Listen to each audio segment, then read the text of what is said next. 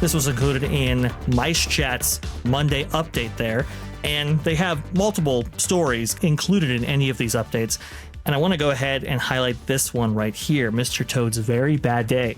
As I was getting ready for our live video on Thursday, I saw some medics running towards Fantasyland.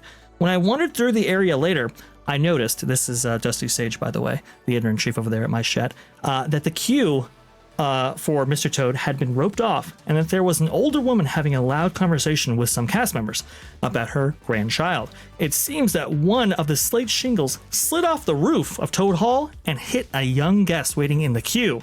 According to the grandmother, quote, "There was blood everywhere." This is unbelievably sad, and you can see that the facade for Mr. Toad's Wild Ride is very different than maybe the facade that you may have been used to when you were maybe riding this or had visited Magic Kingdom back when this existed at Walt Disney World. Here it is very ornate, so there's a lot of detail work that encompasses this attraction, especially its exterior. And you can see right here, Dusty actually got a shot of this. The roof was recently redone. Someone is going to have a lot of explaining to do. We'll get back to that aspect in a moment, but we can see right here this very close-up shot of the missing tile that suddenly came off, was dislodged, and actually hit somebody in, I'm guessing, the head. This is horrible, and this is only one of many incidents that we've been hearing over the past, maybe year at this specific resort. Yeah, we've been doing stories on the obviously we just did one of the lack of maintenance of the ship there. It's like maintenance was a top priority, and where has it gone? And now it's endangering guest after guest after guest, whether it's at Epcot or Magic Kingdom or Lamppost at Disneyland or something in California Adventure. It's over and over and over and over again, and it's putting guests in danger. And it needs to stop, period. It's time for somebody, especially if he's going to be the next CEO, Josh D'Amaro, who is in charge of all of the parks and divisions and stuff. Look, put your foot down. Somebody in leadership, put your foot down and say, hey, we've got to stop this and make sure we go over everything. Every morning, every evening when the park closes, before we open it up, make sure all of the safety checks are done, make sure the maintenance is done, and close what needs to be closed. I don't care if people complain. I'd rather have people complain than get hurt. And that's really the bottom line with that. We've been tracking at that park place just a lot of what has been happening in the last, I would say, year or so at Disneyland and Disneyland Resort specifically right here when it comes to falling debris or whatever, or maybe even incorporates Walt Disney World parks, which we'll get into in a moment. But you can see lamppost falls over on Main Street, USA at Disneyland. Multiple guests injured in this case. This was a very, very bad accident. And if we scroll down to see their pictures, for some reason they included them at the very end of the article. But you can see right here just how large we're talking. This was not like a lamppost like you would actually see on Main Street traditionally. This was like a lighting rig for parades that actually went down, hit somebody. And you can see right here what may have caused this. From their vantage when taking pictures at this specific post that actually fell, you can see it was rusted out on the inside right there. I understand that Disneyland had a lot of rain around that time period in which this may have happened, but it's like they're supposed to be able to handle rain. Rain is a thing that happens periodically in the world. Correct. And then speaker post actually fell, and fortunately nobody was injured in this case, but you can kind of see right there how destructive that was. I mean, those iron rails right there, I mean, those don't move. To have those bent in that way was, I mean, that's really illuminating right there. But also too, this isn't limited to just Disneyland Resort. This happens, well, unfortunately, at parks all around. Here at Epcot, at their Soarin' attraction in the Land Pavilion, you can actually see right there what happened when a piece of the ceiling actually collapsed. Unfortunately, nobody was there, but it's like, why do these specific incidents keep happening? Marvin, what is going on? It's just a lack of infrastructure. We've been talking about this for forever. I mean, we see it right here with what happened in Soarin', the sewage leaks that have been happening. What we're seeing in these Disney parks right now is they want to inject $60 billion into parks expansions around the world, but their infrastructure is failing. The existing infrastructure is not being maintained. This is not a thing that you ever saw before, and this infrastructure has existed since in some cases the 50s or 70s. Like, insane to me. I mean, in the case of Epcot, the 80s or the Land Pavilion, much more recent than that. It is utterly insane that these things are happening. That now, like I said earlier in the show, you used to be able to look at Disney as you'd be able to trust that you're safe when you're within the Disney parks. Everyone always believed that they were safe, even before Disney had bag screen or metal detectors or whatever. Look at this. This is not a thing that should happen. Should not happen at all. It's a permanent structure. It should not be falling out of the ground on the guests. This is most disgraceful to have this kind of failing and crumbling infrastructure all around you. I mean, when these parks hit a major milestone like 50 years or maybe like, let's say 70 years, it should be a celebration, not a liability. And unfortunately, it's just, even with new construction, which now this is where I kind of want to transition into this, we've been seeing failing infrastructure. Yeah. Now, as Dusty actually mentioned in his article that these roofs were recently redone, they were.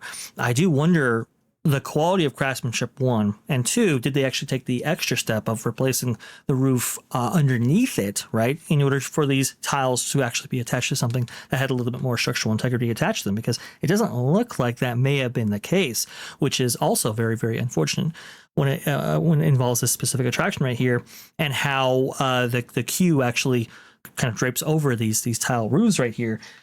We've seen a number of times actually at multiple Disney parks, but at Disneyland Resort specifically, I can think of at least two instances in which we've seen work that was performed, either a structure being built or something to that effect, right? It opens to the public officially, right? And the walls are lowered and people can actually access it. And then all of a sudden the walls are up again and these attractions or installations are actually closed off. I can think of like, for example, the Reds, little seating area over there in Cars Land, right? It had this kind of pergola structure or whatever, and it was open for a little bit and it was blocked off. And it's like, why is that the case? Or Marvin, I think you know where I'm going with this, with the Haunted Mansion Carriage House, the gift shop, right? Remember, that opened and it was ugly, and that's not great, but it had to go behind walls like a couple weeks into its lifespan because of drainage issues. A light rain. Right. And you had that light rain flooding into the actual gift shop where you have, precious merchandise right there. And it's like, how does that happen? I mean, I don't think it's necessarily just limited to age and the age of these structures and these attractions, but we have just been seeing, like what you're seeing right here, this lack of quality control when it comes to these installations and from these contractors. Right. Please go ahead. What you're seeing, Vash, like something like this, like what you're saying, this is from Jump Street. We have issues going on with these. These things are not being built, to the standard that they used to build things. Now, everything else is happening, the ceiling in Soarin', the lampposts, the sewage leaks. That's because they cannot possibly be running routine maintenance. They should be checking these things constantly and periodically making it repairs and improvements. A lamppost does not just get to the point where it can fall out of the ground from rain.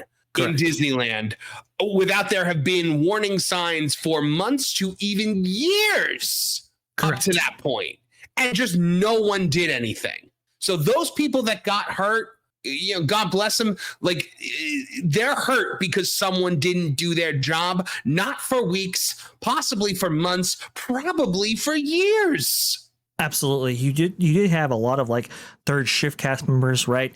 That at night while these parks were actually closed, that did do those checks, that did do those safety inspections and so forth, and did keep those parks looking fresh, but also too safe for everybody involved. We've heard, Marvin, I know you've heard about this, where those third shift cast members, which are, a little bit more maybe expensive than your hourly cast members during the day, have been cut back immensely. And unfortunately, that's led to failing maintenance standards, a little bit more scrape paint than you typically see. But also, too, it might have even involved, at least in this instance, a lack of checking of what should be routine maintenance checks for some of these items like this. That could be a problem for in guest walkways and so forth. It's just I think this is a failure on multiple levels here that's playing out. And we shouldn't be seeing this on as regular of an occurrence as we are experiencing right now. I think this is unbelievably tragic. Yeah, this is the cost of being cheap. So Disney, you need to go back and, reevaluate, was this worth it? If you've cut back on maintenance to the point where everything's falling apart and you've got guests that are now being injured because of your negligence due to lack of maintenance, now you're going to be riddled with more lawsuits due to injuries. Yeah. So, they really just have crap for brains. Forget the guests, they just want to be cheap and cut corners every which way that they can. And here's the trade-off. And I see some people putting this in the chat right now, and I want to go ahead and harken back to Erika's comment right now and connect it to reducing costs and being cheap isn't just, maybe not paying a maintenance technician in order to check this stuff, or maybe not doing, let's say, the stuff that you should be, that maybe costs like preventive maintenance and so forth. But, some of that is getting the lowest bid to do some of this contracted work, right? And if you're getting the lowest bid on this stuff and also not prioritizing quality as first and foremost, and I'll leave it there, maybe that also leads to issues like this. So I really hope this turns around, because park operators, really, the lives of your guests are in your hands, and there's a responsibility there that should be taken seriously.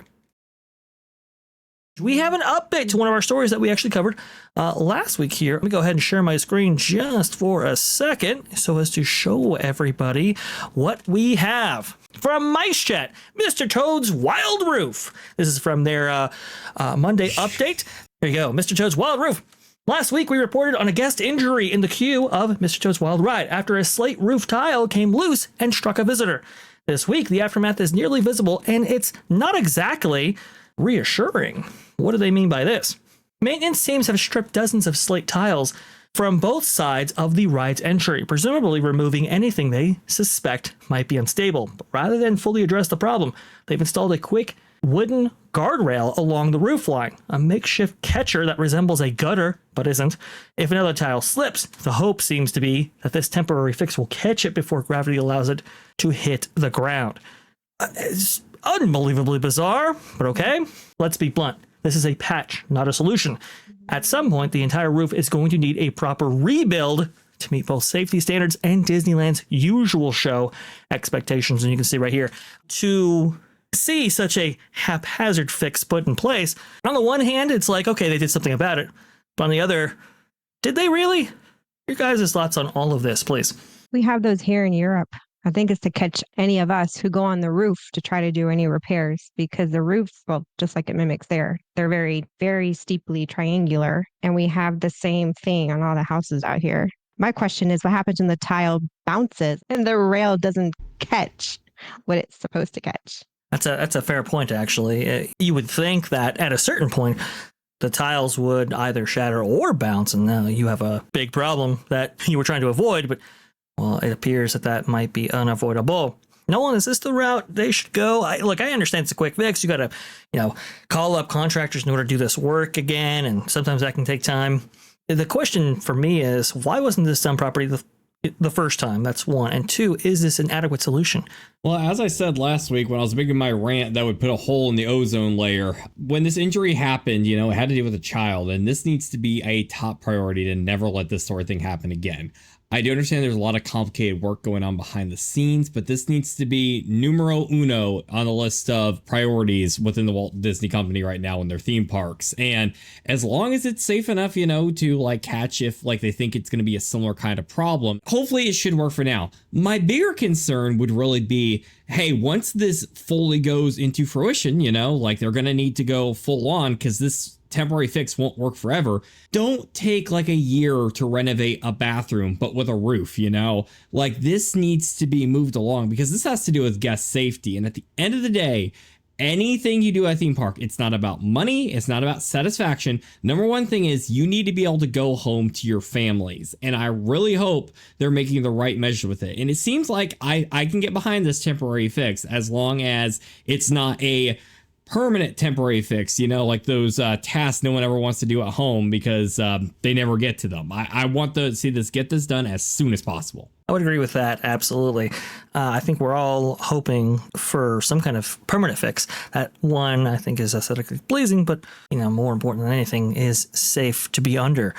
This was a surprising story just because I remember this roof refurbishment project. And it wasn't just this roof to Mrs. Wild Ride, but you're talking about a series of facilities or attractions within one building, right? So they redid the roofs of not just this attraction, but multiple, because like I was saying before, it's all one structure. And I think that was both sides. So technically two, but you get my point. It was a large project to undergo, and everybody was assuming that it was actually done really, really well. But I mean, we have just seen this constantly over and over again. Like we were saying in the last time we covered this subject, talking about how Mickey's Toontown over there at the edge of Disneyland, how they had to redo work, like the fake grass that they had out there, some of the kids' playground areas, just not great workmanship attached to that specific project. And so they had to like really go back there and secure it and make sure it was up to snuff. I just can't believe this keeps happening over and over and over. We saw that with the Haunted Mansion gift shop, for example, right? The flooding, you know, in which drainage wasn't properly assessed and done. That had to go behind construction walls in order to cover that. We saw like the pergola over there, Red's sit down area over there at Cars Land. It's just over and over and over again. I don't know why. It just keeps happening. I hope the resolution can come swiftly and finally, and we can just put this whole thing behind us. But, you know, I look at the water feature outside of the bathrooms at Adventureland. That took like, 4 years or something like that, or some crazy amount of time in order to fully come up with a solution for that. And I don't even think it's fully operational just yet, but it's taken a while for that to be rectified. We're just now seeing new lampposts that have replaced old ones. These things take time. Hopefully we won't have to wait much longer. Thanks for watching That Park Plays News.